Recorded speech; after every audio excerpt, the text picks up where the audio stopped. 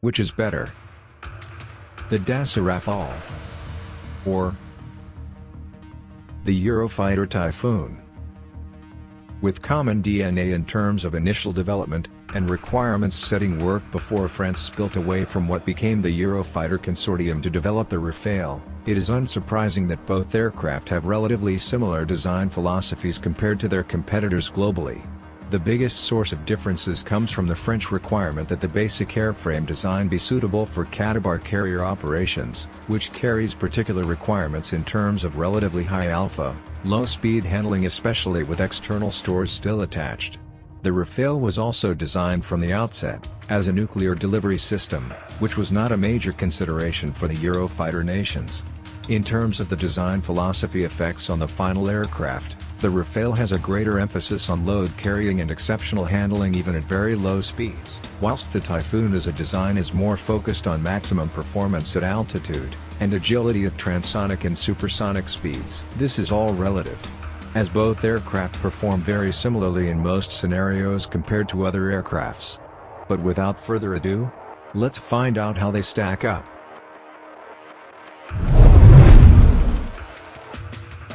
Before we continue, here are some of these aircraft's general characteristics.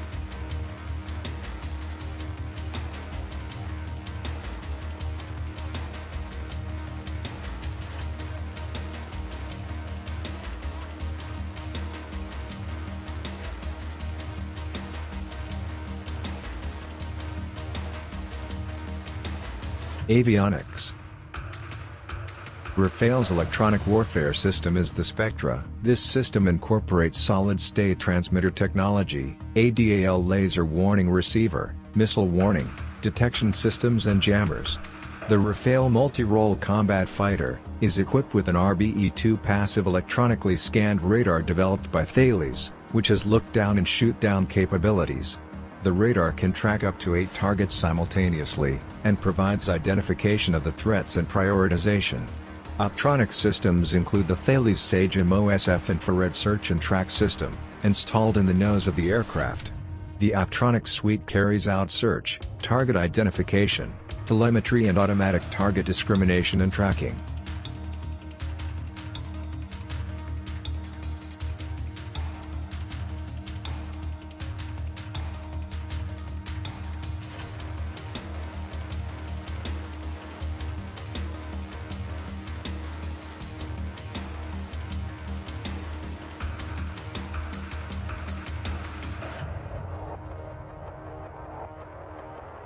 Captor-M, which is the current radar on Typhoon, is the most advanced and capable mechanically scanned fighter radar in service around the world. It loses out to the new RBE-2 radar, which has entered service with Rafales, in terms of low probability of intercept, stealthy emissions, and multiple simultaneous tracking and search capabilities. In the air-to-air domain, at longer ranges against a small number of conventional threat aircraft, Typhoon might well have the advantage over the RBE-2, due to its impressive range and resolution. However, against large numbers of targets at different ranges altitudes, and certainly in a ground scanning role, the Rafale is currently ahead on radar capabilities. The Typhoon should have the advantage in radar, and greater development potential since its radar aperture is much larger, can fit a greater number of DR modules for its ESA than Rafale, and will have a much wider field of regard. The latter capability will allow Typhoon to take particular advantage of the long-range capabilities of the Meteor missile by continuing to provide guidance to the missile whilst maintaining maximum range from an incoming target.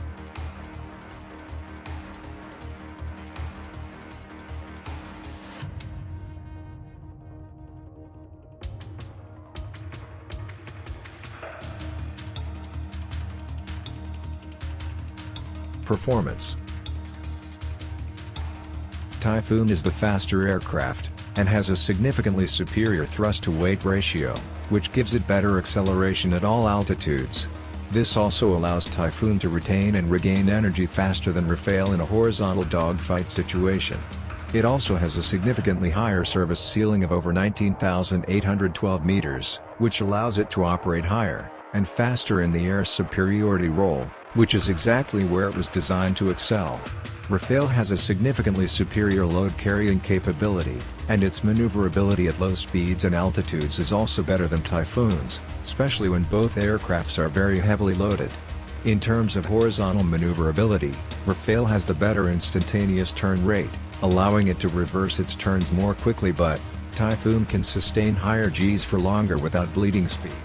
High alpha performance is similar, with both aircraft limited by their air intake placement and lack of thrust vectoring, although Typhoon's intakes can at least gape slightly to increase airflow at high alpha and low speeds. Range is almost identical at around 3,000 kilometers, with 3 drop tanks in ferry configuration, but in terms of strike missions, Rafale's greater payload capacity allows it to carry greater underwing fuel loads for a given strike payload.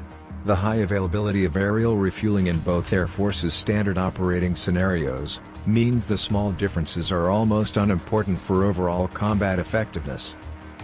Power plant. The Rafale is powered by 2 M88 engines from Snecmop, each providing a thrust of 75 kilonewtons. The aircraft is equipped for buddy-buddy refueling, with a flight refueling hose reel and drogue pack. The M88 is a twin-shaft bypass turbofan engine, principally suitable for low-altitude penetration and high-altitude interception missions. The M88 incorporates the latest technologies such as single-piece bladed compressor discs, a non-polluting combustion chamber, single-crystal high-pressure turbine blades, powder metallurgy discs, ceramic coatings and composite materials. The Eurofighter Typhoon is equipped with 2 Eurojet EJ200 engines, each delivering thrust of 90 kilonewtons in full reheat, and 60 kilonewtons in dry power mode. Single-stage turbines drive the 3-stage fan, and 5-stage HP compressor. The engine features digital control, wide-chord aerofoils, and single-crystal turbine blades, a convergent-divergent exhaust nozzle, and integrated health monitoring. EJ200 engine is smaller and simpler in layout than current engines. Fuel consumption is lower than precedent European engines.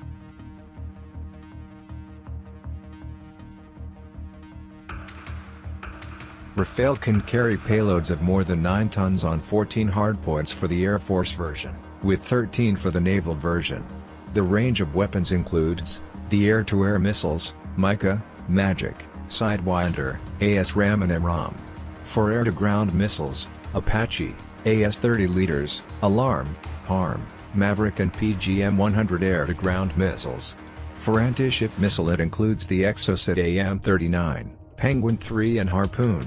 For a strategic mission, the Rafale can deliver the ASMP, standoff nuclear missile. The Rafale has a twin-gun pod, and an extra 30mm DEFA 791B cannon, which can fire 2,500 rounds a minute. The Rafale is equipped with laser designation pods for laser guidance of air-to-ground missiles. The Eurofighter Typhoon has 13 hardpoints for weapon carriage. 4 under each wing and 5 under the fuselage. An armament control system manages weapon selection and firing, and monitors weapon status. Depending on role, the fighter can carry the following mix of missiles for air superiority: 6 BRAAM and MRAAM air-to-air missiles on semi-recessed fuselage stations, and 2 ASRAAM short-range air-to-air missiles on the outer pylons. For air interdiction, 4 MRAAM, 2 ASRAAM, 2 cruise missiles, and 2 anti-radar missiles. For SEAD, suppression of enemy air defenses, 4 MRAAM, 2 ASRAAM, 6 anti-radar missiles for multi-role, 3 MRAAM, 2 ASRAAM, 2 ARM and 2 GBU-24 Paveway 3 and 4. For close air support, 4 MRAAM, 2 ASRAAM, 18 Brimstone anti-armor missiles, and finally for maritime attack, 4 MRAAM, 2 ASRAAM, 6 anti-ship missiles. In conclusions, both are fantastic fighter aircraft of which European defense communities should be proud.